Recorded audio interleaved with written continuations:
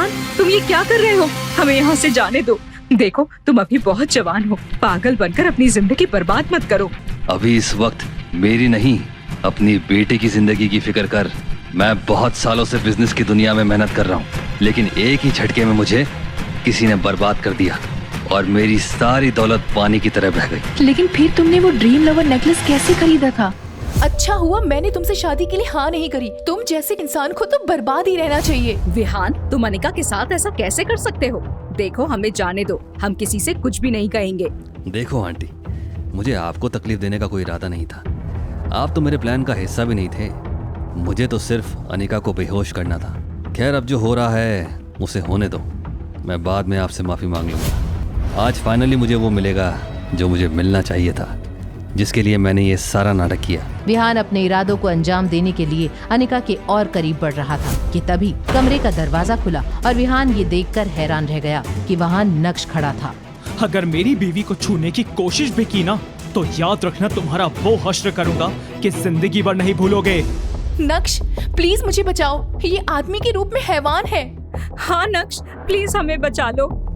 आओ नक्श, तुम्हें क्या लगा मैं तुम्हें देखकर डर जाऊंगा? और कम से कम एक दो आदमी अपने साथ ले आते।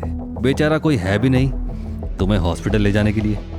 मैं हॉस्पिटल नहीं, लेकिन तू जरूर कहीं और जाएगा। तभी पुलिस के सायरन की आवाज सुनाई दी और ये सुनकर विहान के होश उड़ गए। उसे कुछ समझ नहीं आ रहा था कि आखिर वो क्या करे।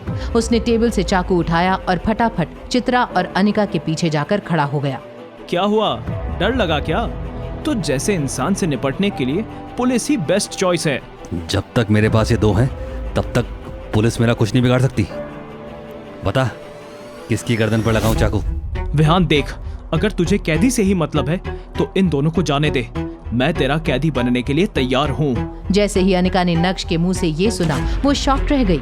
उसके दिल में इमोशंस का तूफान आ गया था। वहीं विहान भी ये सोचकर कंफ्यूज था कि आखिर नक्श उससे लड़ने के बजाय खुद सरेंडर क्यों कर रहा है। तो दूसरी तरफ नक्श का प्यार देखकर अनिका की आंखें नम हो गई थी। नहीं नक्श, तुम यहाँ से निकल जाओ। अनिका, अगर वो कैदी बनना चाहता है तो उसे बनने दो ना। विहान, तुम हमें छोड़ दो और नक्श को कैदी बना लो। हाँ विहान, मेरा यकीन करो, बस इन्हें यहाँ से जाने दो। विहान को कुछ समझ नहीं आ रहा था। एक तरफ नक्श खुद ब खुद सरेंडर करके अपने हाथ बांध के विहान की ओर बढ़ रहा था, तो वहीं विहान भी धीरे धीरे अनिका और चित्रा की रस्सियां खोल रहा था। तभी उसे किसी की आवाज आई। विहान, खबरदार जो हिलने की कोशिश की तो पुलिस ने तुम्हारे घर को चारों तरफ से घेर लिया है। ये सुनते ही विहान ने अनिका की गर्दन पर चाकू लगा दिया।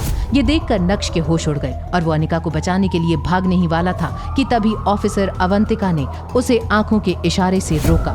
देखो विहान, किडनैपिंग के केस में शायद बच भी जाओ, लेकिन अगर तुमने किसी की जान के साथ खेलने की कोशिश की तो मुझे इस बंदूक की गोली को तुम्हारे शरीर में उतारने में 1 सेकंड भी नहीं लगेगा। ये सुनकर विहान की हालत पतली हो गई थी और वो चुपचाप हाथ खड़े करके खड़ा हो गया। कल्याणी भी अपने परिवार के बाकी लोगों को लेकर वहाँ पहुँच गई थी। ऑफिसर अवंतिका विहान को हथकड़ियाँ पहना ही रही थी कि तभी मैम्बो अंकल ने कहा, ऑफिसर अवंतिका रुको, आप विहान को ऐसे नहीं ले जा सकती। मैम्बो अंकल की बात सुनकर वहाँ मौजूद सभी लोग हैरान हो गए थे, लेकिन विहान के चेहरे पर एक हल्की सी मुस्कान लौट आई थी। आखिर क्यों मैम्बो अंकल ने मना किया ऑफिसर अवंतिका को विहान को गिरफ्तार करने से?